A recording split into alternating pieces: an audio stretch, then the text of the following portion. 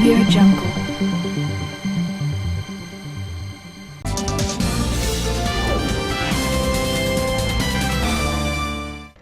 नमस्कार, स्वागत है आप सभी का देश देशांतर में। मैं हूं प्रीति सिंह। यूरोपीय परिषद के अध्यक्ष चार्ल्स मिशेल के निमंत्रण पर प्रधानमंत्री नरेंद्र मोदी 8 मई को विशेष आमंत्रित के रूप में यूरोपीय परिषद की बैठक में भाग लेने वाले हैं। पहले 16वें भारतीय यूरोपीय संघ की शिखर बैठक 8 मई को पुर्तगाल के शहर पोर्तो में आयोजित होने वाली थी और प्रधानमंत्री का भारत यूरोपीय संघ शिखर बैठक में हिस्सा लेने पुर्तगाल जाने का कार्यक्रम भी था। लेकिन हम जानते हैं कि कोविड-19 संक्रमण को लेकर जो स्थितियां हैं, दूसरी लहर है, उसके कारण मौजूदा संकट को देखते हुए ये यात्रा स्थगित की गई और अब जो दोनों पक्ष हैं वो डिजिटल माध्यम से इस बैठक को करेंगे। भारत यूरोपीय संघ के नेताओं की बैठक EU+27 के रूप में यानी इस फॉर्मेट में पहली बार आयोजित की जा रही है, जो दोनों पक्षों के सामरिक गठजोड़ को और मजबूत बनाने के इरादे को एक तरह से कहीं ना कहीं दर्शा रहा है। भारत यूरोपीय संघ के नेताओं की बैठक यूरोपीय संघ के सदस्य देशों के सभी नेताओं के साथ चर्चा करने का एक अभूतपूर्व अवसर भी माना जा रहा है। प्रधानमंत्री नरेंद्र मोदी यूरोपीय संघ के सभी 27 सदस्य देशों के राष्ट्राध्यक्षों और शासनाध्यक्षों के साथ बैठक में हिस्सा लेंगे। माना यह जा रहा है कि समिट में भारत और यूरोपियन यूनियन के बीच 8 साल के अंतराल के बाद जो फ्री ट्रेड एग्रीमेंट है, इसे लेकर बातचीत शुरू हो सकती है। साथ ही चिकित्सा आपूर्ति श्रृंखला और फार्मा पर मजबूत साझेदारी और सहयोग की भी घोषणा हो सकती है। दोनों पक्ष शिखर बैठक में संपर्क साझेदारी की घोषणा कर सकते हैं और ऐसे तमाम पहलू हैं जो माना जा रहा है कि समिट के दौरान बातचीत का हिस्सा हो सकते हैं। आज हम देश देशांतर में भारत यूरोपियन यूनियन सम्मेलन, इसकी अहमियत और साथ ही इसे लेकर जो हासिलात होंगे उनसे जो उम्मीदें बंध रही हैं, उन्हें लेकर हम अलग अलग पहलुओं पर चर्चा करेंगे। उस चर्चा में मेरे साथ 2 खास मेहमान जुड़ रहे हैं। मेरे साथ है फॉर्मर एम्बेसडर अशोक सज्जनहार, साथ ही मेरे साथ है professor Gulshan Sachdeva, centre for European studies, SIS JNU। आप दोनों मेहमानों का बहुत बहुत शुक्रिया मेरे साथ देश देशांतर में इस चर्चा में शामिल होने के लिए। सज्जनहार सर, पहले मैं समझना चाहूंगी कि इस बार जो भारत यूरोपियन यूनियन समिट है वो किन मायनों में अहम है और इस बार ये जो बदला हुआ एक प्रारूप कहा जा रहा है, ये क्या है? जी, बहुत महत्वपूर्ण प्रश्न आपने किया है। जो ये इसका एक तो दोनों का क्या पोटेंशियल है, भारत और EU के संबंध हैं, और जो दूसरा ये जिस फॉर्मेट में अब ये हो रहा है। आपने अपने इंट्रोडक्टरी कमेंट्स में प्रीति जी कहा जो ये पहली मर्तबा हो रहा है, और सच में पहली मर्तबा हो रहा है क्योंकि हम जानते हैं जो EU तो 1960 के दशक में बनी थी यूरोपियन कमीशन, तो बहुत साल हो गए हैं, 60 साल हो गए हैं, परंतु इससे पहले ऐसा फॉर्मेट में केवल एक बारी बातचीत हुई है, और वो भी इस साल के शुरू में। अगर हम देखें मार्च में अमेरिका के जो नए निर्वाचित नए चुने हुए राष्ट्रपति हैं जो बाइडेन के साथ, उनके साथ इनके EU के जो भी 27 देश हैं और उनके जो भी नेता हैं, जो भी लीडर्स हैं, उनके साथ उनकी मुलाकात हुई। और उसके साथ साथ जो यूरोपियन काउंसिल के प्रेसिडेंट हैं चार्ल्स मिशेल और यूरोपियन कमीशन की जो प्रेसिडेंट हैं उर्सुला वॉन डर लायन, इन दोनों ने भी मिलकर, नॉर्मली क्या होता है हमने देखा होगा, जो पहले जो भी भारत और EU के बीच में समिट रहे हों या और भी किसी देश के साथ अगर EU के समिट रहे हों, तो हमेशा केवल ये 3 लोग उसमें होते हैं। एक तो यूरोपियन काउंसिल के प्रेसिडेंट, यूरोपियन कमीशन के प्रेसिडेंट, और फिर जो जिसको कहा जाता है हाई रिप्रेजेंटेटिव वाइस प्रेसिडेंट, जो आजकल जोसेफ बोरेल हैं। तो ये बहुत ही महत्वपूर्ण बात है, इसको मैं समझता हूँ। ये सिंबॉलिज्म के तरीके से देखा जाए, मैसेजिंग के तरीके से देखा जाए, जो मतलब यूरोप ने ये अब निर्णय कर लिया है, जो भारत के साथ उसकी जो साझेदारी है वो बहुत ही महत्वपूर्ण है, बहुत ही सामरिक है, और इसको आगे लेकर जाना है। और इसमें अगर हम देखें, आपने स्वयं जिक्र किया जो यहाँ पर ये जो अभी महामारी चल रही है उसके बारे में तो बातचीत होगी, परंतु हम देखते हैं जो पूरी दुनिया का जो ढांचा है, पूरी दुनिया का जो तौर तरीका है, वो एकदम बदल गया है, एकदम परिवर्तित हो गया है। कहा जाए जो ये कोविड-19 के बाद हुआ है ये भी ठीक होगा, परंतु इससे पहले भी बहुत ज्यादा बदलाव हो रहे थे। सबसे ज्यादा बदलाव अगर हम कहें तो ये है चीन का जो एकदम उभर कर आना, न केवल एक आर्थिक शक्ति के रूप में परंतु एक सैन्य शक्ति के रूप में, और जो उसने अपनी असर्टिवनेस और अग्रेसिवनेस दिखाई है 2008 के बाद अगर मैं कहूं, तो वो पिछले 1 साल में कहीं ज्यादा हो गई है। तो एक तो ये कारण है जो अगर पूरी दुनिया को देखा जाए, दूसरा, अगर हम देखें जो हमारे दोनों देश के बीच में कैसे संबंध हैं, तो उसको भी मैं कहूंगा ये हमारे लिए बहुत ही महत्वपूर्ण पड़ाव है। क्यों है ऐसा पड़ाव? क्योंकि आपने स्वयं जिक्र किया 2007 में हमने बातचीत शुरू की थी दोनों के बीच में, भारत और यूरोपियन यूनियन के बीच में एक समझौता होगा, फ्री ट्रेड एग्रीमेंट जिसे कहा जाता है bilateral trade and investment agreement. परंतु उसके ऊपर बातचीत होती रही 2007 से लेकर 2013 तक, और उसके बाद पिछले 8 साल तक हमने देखा है जो कोई बातचीत नहीं हुई है। और अब ऐसी बहुत उम्मीद नजर आ रही है जो इसके ऊपर फिर बातचीत होगी दोनों देशों का। यूरोपियन यूनियन ने भी कहा है जो भारत उनके लिए एक बहुत ही महत्वपूर्ण व्यापारिक और साझेदार बनकर उभर रहा है और ज्यादा उसमें क्षमता है, तो इसके ऊपर बातचीत होगी। और आखिरी चीज मैं ये कहूंगा इसमें, इस जो शिखर सम्मेलन है इसका महत्व क्या है, वो ये कि देखिए 2012 के बाद 2012 में हमारा 12वां समिट पार्टनरशिप हुआ। 2000 में ये शुरू हुआ था पोर्चुगल में। तो ये अगर आप देखेंगे प्रीति जी, बिल्कुल एक जैसे पूरा चक्कर पूरा हो रहा है, क्योंकि 2000 में शुरू हुआ था और अब 2021 में भी वहीं पर पोर्तो में हो रहा है। ज्यादातर 27 जो नेतागण हैं यूरोपियन यूनियन के देशों के, वो वहां पर पहुंचेंगे। प्रधानमंत्री मोदी नहीं जा सकते हैं वहां पर क्योंकि यहां पर महामारी का प्रकोप इतना ज्यादा है। परंतु 2012 तक हर साल ये शिखर सम्मेलन होता रहा, परंतु उसके बाद 4 साल तक उसमें एक ठहराव आ गया। उसके बाद 2016 में हुआ, फिर 2017 में हुआ, और आखिरी जो था 15वां शिखर सम्मेलन वो पिछले साल हुआ 2020 में। तो मैं कहूंगा जो दोनों देशों की ये रुचि, जो हमने इन संबंधों को बहुत तेजी से आगे लेकर जाना है, ये हमको अब मालूम चलती है। जो 1 साल के होने से पहले पहले ये दूसरा शिखर सम्मेलन हो रहा है 2020 के बाद, और मैं बहुत उम्मीद करता हूं जो ये व्यापारिक अपना जो सहयोग है, क्लाइमेट चेंज है, सिक्योरिटी डिफेंस है, पेंडेमिक के साथ स्वास्थ्य के बारे में, इन सब चीजों के बारे में बातचीत होगी, और इसमें हम अपने जो सहयोग है उसको बहुत आगे बढ़ाकर ले जा पाएंगे। बिल्कुल बिल्कुल। और जिन तमाम पहलुओं का आपने बात की है सज्जना सर, एक एक करके उनकी बारीकियों को भी आपसे समझना चाहूंगी कि किस तरह से वो अहम साबित हो सकते हैं। लेकिन उससे पहले प्रोफेसर सचदेवा, आपसे समझना चाहूंगी आपके नजरिए में जो भारत और ईयू के नेताओं के बीच ये जो बैठक होनी है, वो एक महत्वपूर्ण अवसर, खासतौर से मैं अगर सामरिक दृष्टि से भी बात करूं, उसमें जोड़ने की कोशिश करूं, तो किस तरह से एक महत्वपूर्ण मौका साबित हो सकता है दोनों के लिए ही? देखिए, जैसे एम्बेसडर सजनहार ने बताया, परिस्थितियां बदल गई हैं। हमारा यूरोपीय संघ के साथ बहुत ही प्रगाढ़ संबंध है। 2000 से लेके 2020 तक 15 समिट्स हुई हैं, और ये तो खैर बड़ी खास समिट है जैसा आपने बताया। लेकिन अब उसमें यह है कि एक तो यह कि हमारे संबंध जो यूरोपीय संघ के साथ है, मुख्य तौर से ये माना जाता था कि वो आर्थिक संबंध बहुत ज्यादा है उसके अंदर। बाकी का जो है सामरिक दृष्टि से शायद यूरोप का हमारे लिए महत्वपूर्ण उतना महत्व कम है। लेकिन पिछले कुछ सालों में ये नजर आया है कि हालांकि आर्थिक तौर से तो हमारा सबसे बड़ा वो व्यापार का, निवेश का एक साझेदार है ही, उसके साथ ही चाहे वो बदलती हुई परिस्थितियां, चाइना की बात की गई है, चाहे वो इंडो पैसिफिक के अंदर जो बात हो रही है, तो उसमें काफी कन्वर्जेंस भारत और यूरोपीय संघ के बीच में आया है। और उसी का ये शायद नतीजा है कि इस तरह की महत्वपूर्ण समिट 27 जो वहाँ के नेता हैं, प्लस जो यूरोपीय इंस्टीट्यूशंस के जो नेता है, सारे मिलके भारत के साथ वो कर रहे हैं। अब उसमें जिस तरह की खबरें आ रही हैं, और आपने भी उसका जिक्र किया, एक तो यह है कि उम्मीद बनती है कि शायद जो 2013 से जो बंद पड़े हुए भारत और यूरोपीय संघ के जो व्यापार के समझौते की बात है,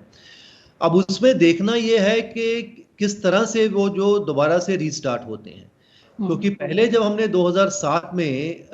बातचीत शुरू की थी, तो उसके अंदर जो बातचीत चल रही थी वो कंप्रेहेंसिव ट्रेड एग्रीमेंट की बात हो रही थी। उसके अंदर गुड्स थी, उसके अंदर सर्विसेज थे, उसके अंदर इन्वेस्टमेंट था, प्रोक्योरमेंट था, इंटेलेक्चुअल प्रॉपर्टी राइट था, कंपटीशन था, डिस्प्यूट सेटलमेंट था। लेकिन अभी वो कंप्रेहेंसिव तौर से उसी ढंग से रीस्टार्ट करते हैं या किसी नए तौर तरीके से करते हैं। क्योंकि भारत पिछले 1-2 साल से ये कहता आ रहा है कि हम जो है शायद उसको थोड़ा स्टेप बाय स्टेप के तरीके से करेंगे, लेकिन यूरोप का तरीका है कि वो कॉम्प्रहेंसिव तरीके से उसको करना चाहेंगे। लेकिन मुझे जो लगता है कि जिस तरह की खबरें आ रही हैं कि शायद उसको अलग से 2-3 तरीके से, इन्वेस्टमेंट के बारे में एक अलग से एक एग्रीमेंट की बात शुरू हो, ज्योग्राफिकल इंडिकेटर्स के बारे में अलग से बात हो, और ट्रेड की बात हो, क्योंकि शायद अब ये लग रहा है कि काफ़ी गैप जो 2013 से लेके 2020 के बीच में जो फ्रोजन पड़े रहे ये सारे के सारे हमारे नेगोशिएशंस, तो वो एक, लेकिन एक बहुत अच्छी बात है कि कम से कम रीस्टार्ट अगर वो होते हैं, चाहे कैसा भी होगा रूप होगा वो कल हमको पता चलेगा। दूसरी बात ये है कि जो आपने जो कनेक्टिविटी साझेदारी की बात की है, वो उसके बारे में काफ़ी पुख्ता खबरें हैं कि एक कनेक्टिविटी के बारे में दोनों देश जो हैं एक साझेदारी के बारे में बात करेंगे, क्योंकि यूरोप एशिया की अपनी कनेक्टिविटी की बात है, उन्होंने पिछले 2 साल से स्ट्रेटजी बनाई हुई है, और पूरे जो यूरेशिया का जो इलाका है उसके अंदर चीन के बेल्ट एंड रोड के संदर्भ में अगर हम देखें, भारत की अपनी एक समझ है, भारत की एक अपना स्ट्रेटजी है पूरी कनेक्टिविटी की, और यूरोपीय संघ ने ऑलरेडी जापान के साथ भी एक अपनी कनेक्टिविटी की साझेदारी पहले बनाई थी, तो उसके बारे में मुझे लगता है कि वो जरूर एक कनेक्टिविटी के बारे में, साझेदारी के बारे में बातचीत की जाएगी। और जो बात है कि कोविड के बारे में, और जैसे अभी हम देखते हैं कि ऑलरेडी काफ़ी 15-16 देश जो यूरोपीय संघ के पहले ही वो भारत की मदद कर रहे हैं, और वैक्सीन के बारे में जो अभी बातचीत चल रही है कि उसके बारे में भी शायद नए जो सारे संदर्भ बन रहे हैं, जैसे प्रेसिडेंट बाइडेन ने जो अभी पेटेंट के बारे में उसको अस्थायी रूप से स्थगित करने की बात की है, तो यूरोपीय देशों के साथ भी उसके बारे में बातचीत हो सकती है। और ऑफ कोर्स इंडो पैसिफिक की स्ट्रेटजी भी यूरोप ने अपनी निकाली है, अभी उसके बारे में काउंसिल्स के गाइडलाइंस आए हैं, फुल स्ट्रेटजी अभी आने वाली है, तो ये काफी हैं महत्वपूर्ण। हम दोनों, यूरोप हमारे लिए बनता जा रहा है, हम भारत के लिए बन गए, हम यूरोप के लिए महत्वपूर्ण बन गए, ये पूरे तरीके से दोनों ने समझ लिया है। लेकिन अब उसको, इस बात को किस ढंग से क्रियान्वित कर उसको, मतलब हम उसको किस ढंग से ऑपरेशनलाइज करेंगे इन सब चीजों को। ट्रेड के अंदर सबसे बड़ी महत्वपूर्ण बात है कि अगर रीस्टार्ट हो जाते हैं हमारे, तो कम से कम एक बहुत बड़ा मुद्दा जो काफी चीजों से चुभ रहा था कि भारत का सबसे बड़ा साझेदार है, और भारत जिस ढंग से वैसे भी पिछले 3-4 साल से कोई बहुत मेजर हमने कोई ट्रेड एग्रीमेंट किसी के साथ किया नहीं था, आरसेप से भी हम थोड़ा पीछे हट गए थे, तो एक नई दिशा भारत की एक व्यापार नीति को भी देगी अगर हम दोबारा से एक बड़े यूरोपीय संघ के साथ एक दोबारा से रीस्टार्ट अगर हम नेगोशिएशंस करते हैं। जी बिल्कुल। अगर सज्जना सर, अब एक एक करके अगर मैं समझना चाहूं, क्योंकि सबसे ज्यादा चर्चा जो हो रही है वो एफटीए की ही हो रही है, और कहा जा रहा है कि एक लंबे अंतराल के बाद हो सकता है माहौल पॉजिटिव बने, इसे लेकर सकारात्मक बातचीत आगे हो। और अगर हम देखें तो यूरोपियन यूनियन के साथ $90 बिलियन का हमारा व्यापार है। अब भारत के साथ एफटीए समझौता यूरोपियन यूनियन जाहिर तौर पर करना चाहता है। किस तरह की चिंताएं भारत की तरफ से अब तक रही हैं, और क्यों अब उम्मीद जगी है कि ये जो चिंताएं हैं वो हो सकता है दूर हो और इस समझौते पर एक कदम आगे बढ़ेंगे? आपने बिल्कुल ठीक कहा है। देखिए, $90 बिलियन तो हमारा ट्रेड इन गुड्स है, उसके अलावा हमारा करीब $50 बिलियन है ट्रेड इन सर्विसेज। तो इन दोनों को अगर मिला लिया जाए तो फिर $140 बिलियन के आसपास हमारा दो तरफा व्यापार बनता है गुड्स और सर्विसेज में मिलाकर। तो उस हिसाब से अगर देखा जाए तो यूरोपियन यूनियन दूसरे नंबर पर आता है, क्योंकि एक पहले नंबर पर करीब $148 बिलियन पर अमेरिका आता है। परंतु फिर भी अगर निवेश के हिसाब से देखा जाए तो करीब $90 बिलियन यूरोपियन यूनियन का निवेश है भारत में, और भारत का भी कुछ ज्यादा कम नहीं है, करीब 60-65 बिलियन भारतीय कंपनियों का भी वहां पर निवेश है। अब देखिए, मैं थोड़ा सा इसका बहुत जल्दी इतिहास बताऊंगा। 2007 में जब इसको शुरुआत की गई थी हेलसिंकी में, तो मैं भी वहां पर था जब डॉक्टर मनमोहन सिंह आए थे, और तब उन्होंने कहा था जो इसको हम अंजाम दे देंगे 2 साल के अंदर, क्योंकि दोनों में बहुत ज्यादा ये इंटरेस्ट है, बहुत ज्यादा हम इसमें एनर्जी डिवोट करना चाहते हैं। फिर भी कहा गया था जो 2 साल बहुत कम समय है, परंतु फिर कहा जो ये टारगेट रखना अच्छी बात है, इसको हम अचीव करने का प्रयास करेंगे। उसके बाद 2013 में क्यों हमारी जो बातचीत थी वो एकदम खत्म हो गई, क्योंकि कुछ थे यूरोपियन यूनियन की तरफ से हमारे पर जो मांग वो कर रहे थे। एक जो था, चाहे वो ऑटोमोबाइल्स का, और ऑटोमोबाइल का सेक्टर अभी भी बहुत महत्वपूर्ण है, क्योंकि देखिए जर्मनी सबसे बड़ी वहां पर अर्थव्यवस्था है, जर्मनी हमारा भी सबसे बड़ा साझेदार है यूरोप में, और उसके लिए जो ऑटोमोबाइल सेक्टर है वो बहुत ही महत्वपूर्ण है। वो चाहते हैं इसके ऊपर जो टैक्सेशन है, टैरिफ्स हैं, उसको कम किया जाए। दूसरा है अल्कोहलिक बेवरेजेस, वो है फ्रांस के लिए बहुत महत्वपूर्ण है। और परंतु अब अगर हम देखें हमारी तरफ से क्या इंटरेस्ट था, जो हम अपने स्किल्ड प्रोफेशनल्स को वहां पर भेजना चाहते थे टेम्परेरीली, ये नहीं जो उनका इमिग्रेशन हो, ये नहीं जो वहां पर सेटल हो सके, परंतु एक ये अच्छी बात है क्योंकि सबसे ज्यादा जो इसमें अटकल लगाता था, जो रोक लगाता था, वो था यूनाइटेड किंगडम। और यूनाइटेड किंगडम क्योंकि ब्रेक्सिट से बाहर हो गया है, और आपने देखा है हमने एनहांस ट्रेड पार्टनरशिप किया है और हमने मोबिलिटी और माइग्रेशन का एक एग्रीमेंट उनके साथ साइन किया है, तो ये कम से कम हमारे लिए मुद्दा इतना ज्यादा शायद बड़ा नहीं होगा। तीसरी बात प्रीति जी मैं ये कहूंगा, जो अब जो काफी सारे मुद्दे हैं वो नए मुद्दे भी आ गए हैं। जैसे आजकल हम देख रहे हैं रिजिलियंट सप्लाई चेन्स की बात हो रही है, डेटा प्रिवेसी की बात हो रही है, डेटा सिक्योरिटी की बात हो रही है, ई कॉमर्स की बात हो रही है, एआई की बात हो रही है, 5G की बात हो रही है, टेक्निकल स्टैंडर्ड्स की बात हो रही है। तो मैं ये कहना चाहूंगा जो जो मुद्दे पहले थे वो थोड़े से बदल भी गए हैं, परंतु ये सब सोचते हुए भी पिछले साल जो बातचीत हुई थी जुलाई में जब समिट हुआ था प्रीति जी, तब दोनों साइड ने ये डिसाइड किया था जो एक high level group on trade and investment उसको सेटअप किया जाए। और ये बड़ी अच्छी बात है जो वो सेटअप हुआ। हमारी तरफ से पीयूष गोयल जी और उनकी तरफ से वादिम दोब्रोवस्किस जो कि कमिश्नर हैं ट्रेड के, जब मैं लातविया में राजदूत था तो वहां के प्रधानमंत्री थे। पहली उनकी मुलाकात हुई फरवरी में, दूसरी मुलाकात उनकी वर्चुअली हुई 29 अप्रैल को। और इससे मेरे विचार से ये मुझे जान पड़ता है जो हमने काफी आगे तक का फैसला तय कर लिया है, कुछ अंडरस्टैंडिंग हो गई है, कुछ समझ हो गई है जो हम इसको आगे कैसे ले जाएंगे। आखिरी बात इसमें मैं ये कहूंगा, प्रधानमंत्री मोदी की और European Commission President Ursula von der Leyen की बात हुई 2 तारीख को, इस सोमवार को, और उसके बाद उर्सुला वॉन डर लेयन ने एक ट्वीट किया जो मुझे बहुत इससे स्फूर्ति मिलती है, मुझे बहुत इससे आशा बनती है जो हम ट्रेड और इन्वेस्टमेंट एग्रीमेंट को हम आगे ले जाने में कामयाब होंगे, सफल होंगे। आखिरी चीज इसमें यह है, बहुत अब यह भी कहा जा रहा है, जो अगर हम एक full fledged bilateral trade investment agreement अगर नहीं भी कर पाए तो कम से कम एक लिमिटेड ट्रेड डील जिसमें कि जिसे कहा जाता है लो हैंगिंग फ्रूट, जिसके ऊपर समझौता है और जिसको हम आगे ले जा सकते हैं, वो शायद इसके ऊपर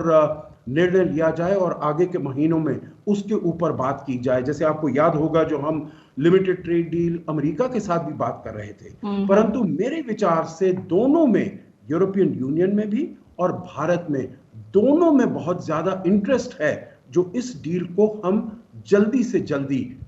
इसको पूरा करें और इसको कार्यान्वित करें। प्रीति जी। बिल्कुल। प्रोफेसर सचदेवा, ठीक है, हम ट्रेड की जब बात कर रहे हैं उससे अगर हम अब थोड़ा सा और आगे बढ़ें, क्योंकि जैसा आप दोनों ने ही इस बात को बोला कि कोविड महामारी इस समय सबसे बड़ा संकट पूरी दुनिया के सामने कोविड महामारी है, और भारत में जो इसे लेकर फिलहाल हालात हैं वो जाहिर तौर पर चिंताजनक हैं। इस पहलू को लेकर आपको क्या लगता है, किस तरह के और कदमों की चर्चा इस समिट के दौरान हो सकती है, और किस तरह की मदद आपस में ही अगर हम सहयोग की बात करें तो इसे लेकर किस तरह की नई पहल, नए कदम के बारे में हम उम्मीदें लगा सकते हैं? देखिए, कोविड के चलते तो जितनी सारी पहली जो भी परिस्थितियां थी वो बिल्कुल बदल गई हैं। पहले यूरोप बहुत बड़े बुरे तरीके से घिरा हुआ था कोविड से, अभी भी घिरा हुआ है, लेकिन भारत निश्चित तौर से अभी बहुत बुरे दौर से गुजर रहा है। तो उसकी एक परछाई पूरी समिट के ऊपर जरूर रहेगी। और अभी जो सिचुएशन है भारत की, उसके अंदर सबसे पहले तो यह है कि यूरोप का आप देख लीजिए कि यूरोप के सारे देश और यूरोपियन संघ वो एक बहुत बड़ा उनका एक इंफ्रास्ट्रक्चर है जिसमें वो पूरी दुनिया में काफी मदद वो पहुंचा सकते हैं। वो हमने देखा कि अभी पिछले 1 हफ्ते 10 दिन के अंदर ही काफी मदद यूरोप के देशों ने यहाँ पे पहुंचाई है, और मुझे लगता है कि और भी पहुंचाने का उसके अंदर बहुत कैपेसिटी है। तो हमको उसका फायदा ले लेना चाहिए, क्योंकि अभी हमारी स्थिति अच्छी नहीं है और यूरोप के अंदर वो उस तरह की कैपेसिटी है, उस तरह की टेक्नोलॉजी है, उस तरह की मशीनें हैं, ऑक्सीजन है, दवाइयाँ, तो वो तुरंत उसका एक फायदा होगा, उसके बारे में कुछ अनाउंसमेंट वगैरह भी हो सकती है। लंबे समय में बात यह है कि दोनों यूरोप के अंदर भी काफ़ी कैपेसिटी उनकी बनाने की है, वैक्सीन की भी और हमारी भी यहाँ पे है। उसके अंदर अब ये है कि, और ख़ास तौर से जैसे मैंने पहले बताया कि प्रेसिडेंट बाइडेन ने बोला है कि वो जो पेटेंट वगैरह को अस्थायी अभी उसको छोड़ रहे हैं, तो उसमें हालांकि यूरोप में कुछ देशों में कुछ मतभेद है, चांसलर मर्कल अभी उसके हक में नहीं है, लेकिन मुझे लगता है कि यूरोप के बाकी देश जो हैं वो शायद इसके बारे में धीरे मान जाएंगे और ये बातचीत का एक मुद्दा समिट के टाइम भी हो सकता है। तो ये दोनों भारत और यूरोपीय संघ के देश, यहाँ की दोनों की जो अपनी अर्थव्यवस्था है, दोनों की जो कैपेसिटी है, दोनों मिलके ना सिर्फ यूरोप और भारत की अपनी समस्या से सुलझ सकते हैं, बल्कि और तीसरी दुनिया के बहुत से देशों को भी ये मदद पहुंचा सकते हैं। तीसरी बात ये है कि दोनों ही अर्थव्यवस्थाएं, भारत की भी और यूरोप की भी, बुरे तरीके से प्रभावित हैं कोविड के संदर्भ में, इन दोनों के पूरी दुनिया की अर्थव्यवस्थाएं, और उसके बारे में कैसे दोनों समझ बना सकते हैं, कैसे इंटरनेशनल इंस्टीट्यूशंस के अंदर दोनों एक साथ मिलकर काम कर सकते हैं, बायलैटरली कैसे काम कर सकते हैं, वो सारी चीजें मुझे लगता है कि दोनों देश काफी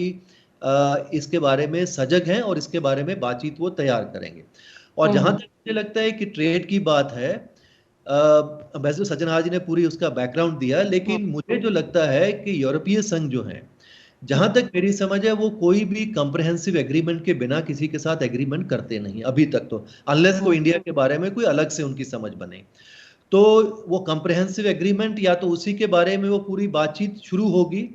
और ये हो सकता है कि शायद वो इन्वेस्टमेंट के लिए एक अलग से एग्रीमेंट की बात होनी अब शुरू हो जाए, जैसे कि उन्होंने चीन के साथ इन्वेस्टमेंट का एग्रीमेंट किया है, या फिर चीन के साथ उन्होंने अभी पिछले साल वो भी एक लागू किया है ज्योग्राफिकल इंडिकेटर्स का। तो अगर मुझे लगता है कि ये यूरोप के देशों को लग रहा है कि हम 8 साल के बाद भारत के साथ जो दोबारा से रीस्टार्ट नेगोशिएशंस कर रहे हैं, और निश्चित तौर से ये नेगोशिएशन आज अगर शुरू होंगे तो इसके बारे में टाइम लगेगा उसको कंक्लूड होने के लिए, क्योंकि 2007 से लेके 13 तक करते रहे, किसी नतीजे पे नहीं पहुंचे, 8 साल बीच में गैप हो गया, परिस्थितियां बदल गई, ब्रेक्सिट हो गया, बहुत कुछ बदल गया दुनिया के अंदर, तो नए सिरे से वो अब जो नेगोशिएशन स्टार्ट होंगे, और नए सिरे से जो नेगोशिएशन जब स्टार्ट होते हैं तो उसके बारे में कई साल लगने वाले हैं उसको कंक्लूड होने के लिए। लेकिन मुझे लगता है क्योंकि हमने सारे यूरोप के, ईयू के देशों के साथ जो है इन्वेस्टमेंट एग्रीमेंट उनके टर्मिनेट कर दिए हैं, और उनकी काफी बड़ा इन्वेस्टर भारत के अंदर है, तो शायद आने वाले 1 आध साल के अंदर एक इन्वेस्टमेंट एग्रीमेंट के ऊपर अगर उनकी समझ बन पाए हमारी और यूरोपीय संघ की, तो एक काफी अच्छा हमारी दोनों के उनके जो हमारे संबंधों के लिए अच्छा होगा। लेकिन ट्रेड एग्रीमेंट्स तो मुझे लगता है उसमें टाइम लगेगा। ये बात अच्छी है कि अभी स्टार्ट हो रहे हैं, स्टार्ट होने के बाद 2-4 साल लगेंगे। इससे पहले भारत में कभी हमने किसी भी ट्रेड एग्रीमेंट की अगर नेगोशिएशन देख लीजिए, हमारा जो एग्रीमेंट 8 साल से कम हमने कोई भी नेगोशिएशन कभी कंप्लीट नहीं किया है। तो अभी नए सिरे से शुरू होंगे, उसमें टाइम लगेगा, और यूरोपीय संघ मुझे लगता है कंप्रिहेंसिव एग्रीमेंट पे ही शुरू करेगा, रादर देन कि वो कोई छोटे, जिस तरह की हमारे मिनिस्टर बात कर रहे थे, हो जाए तो बड़ी अचंभे वाली बात मेरे लिए होगी, लेकिन मुझे लगता है कंप्रिहेंसिव पे करेंगे या अलग अलग करके उन दोनों तीनों को करेंगे। जी बिल्कुल। और इसमें ये जो पहलू है सज्जनहार सर की, जो यूरोपियन कंपनीज हैं उन्हें जो चाइना की कंपनी है उनसे बहुत कंपटीशन का सामना करना पड़ रहा है, और हम देख रहे हैं कि जो यूरोपीय बाजार है उसके बड़े हिस्से पर कहीं ना कहीं जो चाइनीज कंपनी है वो कब्जा कर रही है, और इसे लेकर जो सरकारी टेंडर है ईयू में उनसे भी चीनी कंपनियों को बाहर रखने की एक तरह से पॉलिसी है, ये कोशिश चल रही है। वहीं अमेरिका को लेकर भी कुछ कुछ यही सोच है ईयू की। तो आप मानते हैं क्या कि ये जो पहलू है कि ईयू चाहता है कि वो चीन और अमेरिका के बीच जो पिस जाने की एक तरह से ऐसा रहा है कि वो कहीं ना कहीं इसके बीच में पिसते हैं, चाइना और अमेरिका के बीच, तो उससे बचने के लिए कदम उठाने की जो नीति अब अपनाने की सोची जा रही है ईयू की तरफ से, आप मानते हैं कि भारत को इसका काफी ज्यादा फायदा फिलहाल मिल सकता है? क्योंकि कोविड के बाद हम देखेंगे कि अर्थव्यवस्था को पटरी पर लाना न सिर्फ ईयू के लिए बल्कि भारत के लिए, सभी के लिए एक सबसे बड़ी चुनौती। आप बिल्कुल ठीक कह रही हैं प्रीति जी। जो अर्थव्यवस्था को पटरी पर लाना, एक अपने जो नॉर्मल ढल रहा है उस पर लाना बहुत महत्वपूर्ण है, परंतु इसके साथ साथ हमको ये भी ध्यान रखना चाहिए, जो चीन यूरोप के लिए बहुत बड़ा मार्केट है, बहुत बड़ा बाजार है, और इसीलिए आपने देखा होगा जो जर्मनी की पिछले साल के आखिर में उनकी प्रेसिडेंसी थी, और आखिरी दिन पर उन्होंने ये जो अग्रीमेंट ऑन इन्वेस्टमेंट, निवेश का जो उन्होंने अग्रीमेंट किया, वो उन्होंने 30 दिसंबर को चीन के साथ दस्तखत किए थे। और हालांकि अमेरिका ने यूरोपियन यूनियन को कहा था, वहां के जो नेशनल सिक्योरिटी एडवाइजर जेक सलिवन, उन्होंने कहा था यूरोप को, जो देखिए हमारी जो सरकार है, जो बाइडेन की सरकार है, वो 20 जनवरी को आने वाली है, तो आप इतनी जल्दबाजी मत करिए इस एग्रीमेंट को साइन करने में। परंतु वो जो उनके ऑब्जेक्शन थे अमेरिका के, उसको दरकिनार करते हुए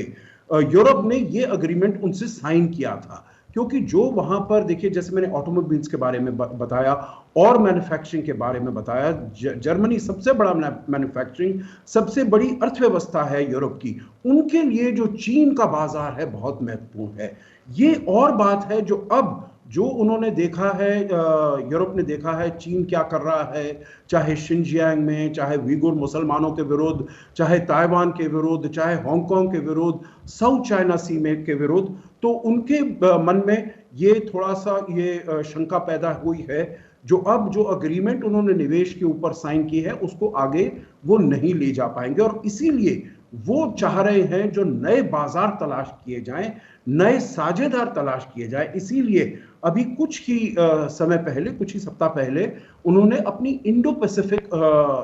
विजन को भी लेकर आए हैं, और वो मेरे विचार से बहुत ज्यादा महत्वपूर्ण होगा आगे चलते हुए बातचीत करने में। क्योंकि इससे पहले हमने देखा है, सबसे पहले तो फ्रांस ने 2018 में अपनी इंडो पैसिफिक विजन बनाए थे, उसके बाद जर्मनी ने, और उसके बाद रिसेंटली नीदरलैंड्स ने। और ये बड़ी अच्छी बात है जो अब ईयू भी अपना इंडो पैसिफिक विजन लेकर आया है, जिसमें वो कह रहा है जो चीन के अलावा भी वो कोई और व्यापारिक साझेदारों को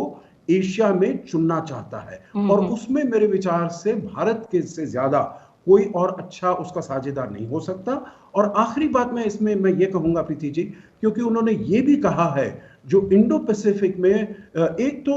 यूरोपियन यूनियन चाहता है जो उसको, जैसे हम बात भी करते रहे हैं, जो हमेशा उसको व्यापार के साथ जोड़कर देखा गया है, परंतु वो एक अपने को जियोपॉलिटिकल प्लेयर भी बनाकर रखना चाहता है और पूरी दुनिया के सामने एज ए जियोपॉलिटिकल प्लेयर आना चाहता है। इसीलिए उसने कहा है जो इंडो पैसिफिक में वो अपने कुछ मैरीटाइम सिक्योरिटी में भी वो कुछ कंट्रीब्यूशन करेगा, वहां पर अपने पोत भेजेगा, अपने जहाज भेजेगा। और इसी के बारे में जो पिछले साल भी और इस साल भी मैरीटाइम सिक्योरिटी एक स्पेशल इशू बनकर आया, मुद्दा बनकर आया है, जिसमें भारत और यूरोपियन यूनियन के बीच में मेरे विचार से बड़ी अच्छी बात होने वाली है। और दोनों को कैसे कन्वर्जेंस मिलता है इस ऐसे मुद्दों पर, चाहे चीन का जो बढ़ता हुआ प्रभाव है, बढ़ता हुआ डोमिनेंस है, इंडो पैसिफिक में कैसे सुरक्षा की जाए, इसके बारे में भी दोनों ये बहुत अच्छी दोनों के बीच में बातचीत होने वाली की उम्मीद है। ठीक है, तो एक जियोपॉलिटिकल प्लेयर के रूप में ईयू की बात जो आपने कही, नौवहन सुरक्षा को लेकर बात है, बाकी और पहलू थे जो कनेक्टिविटी को लेकर प्रोफेसर सचदेवा ने भी बात कही, इसके अलावा ट्रेड को लेकर हम लगातार बात ही कर रहे हैं। इसके अलावा अगर हम देखें, क्लाइमेट चेंज भी एक बहुत बड़ा मुद्दा है, और कहीं ना कहीं अंतर्राष्ट्रीय संगठनों की जब बात आती है या फिर आतंकवाद की बात आती है, मानवाधिकार उल्लंघन को लेकर भी ईयू और हमारे विचार एक जैसे रहे हैं। बहुत सारे ऐसे और भी पहलू हैं प्रोफेसर सचदेवा जहां भारत के विचार ईयू के साथ बहुत कुछ मिलते हैं। तो आपको क्या लगता है इन तमाम पहलुओं पर भी जो हमारे संबंध है ईयू के साथ, वो क्या पूरी तरह यूटिलाइज हो पाए हैं या अभी भी अंडर यूटिलाइज्ड हैं? इनको लेकर किस तरह की दिशा आपको नजर आ रही है? जो सारे मुद्दे आपने गिने, इन सारे मुद्दों के ऊपर हमारी उनके साथ बहुत गहन बातचीत कई सालों से चल रही है। और जितने आप डिक्लेरेशन देखें, चाहे वो जो अभी पिछले समिट में जो नया रोड मैप 2025 के बारे में रिलीज किया गया था, तो उसमें ये सारे के सारे मुद्दे उसके अंदर जलवायु परिवर्तन से लेके अंतर्राष्ट्रीय आतंकवाद को लेके सारे के सारे मुद्दे उसके अंदर शामिल हैं। ये एक मानी हुई बात है कि यूरोप के जो देश हैं उनकी जो कैपेसिटी है और उनका जो ध्यान है, जलवायु परिवर्तन के मुद्दे हो, चाहे वो सर्कुलर इकोनॉमी हो, चाहे वो ग्रीन इकोनॉमी हो, ग्रीन टेक्नोलॉजीज हो, उसके अंदर बहुत ही बड़ा एक मुहिम चला हुआ है पूरे यूरोप के अंदर। चाहे अगर आप जर्मनी का पूरा नगेविंडे प्रोग्राम देख लीजिए, कुछ भी, तो इसका मतलब है कि जितनी टेक्नोलॉजी और यूरोप के पास और जितनी कैपेसिटी और जितना उनका ध्यान इस पूरे मुद्दों के ऊपर लगा हुआ है, हमको पूरा उसका फायदा उठाना चाहिए, क्योंकि ये मुद्दे कोई यूरोप के मुद्दे नहीं है, ये पूरे दुनिया के मुद्दे हैं। और हम चाहे हमारे परिस्थितियां अलग हैं, हमारे डेवलपमेंट पैराडाइम्स अलग हैं, लेकिन उसके बावजूद भी ये हमको भी उसी ढंग से ही अफेक्ट करते हैं जैसे यूरोप को करते हैं या किसी भी और दूसरे देश को करते हैं, क्योंकि हमारी यूरोप के साथ अच्छी साझेदारी बन रही है और उनकी ये कैपेसिटी और वो चाहते भी हैं। अगर आप देखें जितने भी डेवलपमेंट प्रोजेक्ट्स EU के हों, चाहे वो जर्मनी के हो, चाहे वो UK के हो, चाहे वो जितने स्कैंडिनेवियन कंट्रीज के हो भारत के अंदर, मुझे लगता है 60 से 70% उनके सारे प्रोजेक्ट वो सारे ग्रीन टेक्नोलॉजीज, रिन्यूएबल, इनकी तरफ लगे हुए हैं। तो हमें उसका पूरा फायदा उठाना चाहिए यूरोप के साथ इतनी साझेदारी का, क्योंकि और पूरा जैसे वो इंटरनेशनल सोलर अलायंस के साथ भी बहुत से यूरोप के देश भी हमारे साथ जुड़े हैं, सिर्फ फ्रांस ही नहीं बाकी देश भी हैं। तो ये सारे के सारे ऐसे मुद्दे हैं और उसके अंदर मुझे लगता है कि ये एक मुद्दा है जिसके बारे में क्योंकि भारत में पहले कहा जाता है कि नहीं, जो विकसित देश हैं उनकी प्रॉब्लम्स अलग है, हमारी प्रॉब्लम अलग है, लेकिन वो सारी विचारधारा बदल रही है और भारत और यूरोपीय संघ मिलके, और उन्होंने भी ये माना है क्योंकि जितने सस्टेनेबल डेवलपमेंट गोल्स हैं वो तभी पूरे हो सकते हैं 2030 के, जहां तक ये उनके जो सारे टारगेट्स हैं, अगर भारत जैसे देश के अंदर भी तरक्की होगी और वो ग्रीन सस्टेनेबल डेवलपमेंट होगी। तो उसके अंदर में काफी सीरियसनेस से वो हमारे साथ काम भी करना चाहते हैं और अभी कर भी रहे हैं, बहुत सारे प्रोजेक्ट चल भी रहे हैं। तो इसलिए वो सारे मुद्दे, व्यापार का मुद्दा तो है ही है, उसके साथ साथ ये सारे मुद्दे भी बहुत ही इंपॉर्टेंट है और उनके साथ बहुत हमारी पहले से साझेदारी बनी हुई है और प्रगाढ़ होगी अभी। बिल्कुल। इसी के साथ प्रोफेसर सचदेवा, अशोक सज्जनार सर, आप दोनों मेहमानों का बहुत-बहुत शुक्रिया। समय पूरा हो गया है, बहुत-बहुत शुक्रिया हमारे साथ जुड़ने के लिए। तो जाहिर तौर पर यूरोपियन यूनियन के साथ भारत के संबंध अब हम देखें तो लगातार पिछले कुछ समय से मजबूत हो रहे हैं और अब जो EU के नेताओं के बीच होने वाली वर्चुअल मीटिंग है वो एक महत्वपूर्ण अवसर के तौर पर भी देखी जा रही है, जिससे भारत और यूरोपियन यूनियन के बीच, खासकर अगर हम कोरोना को लेकर बात करें, वहां और स्थायी और समावेशी विकास को बढ़ावा देने की बातचीत, साथ ही भारत यूरोपियन संघ की आर्थिक साझेदारी और आपसी हितों के जो क्षेत्रीय और वैश्विक मुद्दे हैं उन पर मजबूत करने के उपायों पर चर्चा शामिल हो सकती है, इस तरह की उम्मीदें हैं। और जो भारत और यूरोपीय संघ के बीच 8 साल बाद FTA पर वार्ता होगी, उस पर भी सबसे ज्यादा नजरें हैं कि इसे लेकर कोई जरूरी घोषणा हो सकता है सामने आए। कुल मिलाकर अगर हम देखें तो उम्मीद है कि समिट में दोनों पक्षों के रिश्तों की जो दिशा होगी वो एक मजबूती की ओर ही बढ़ेगी। इसी के साथ देश देशांतर में फिलहाल इतना ही। आप अपना अच्छे से ख्याल रखिए और मुझे दीजिए इजाजत। नमस्कार। धन्यवाद। नमस्कार।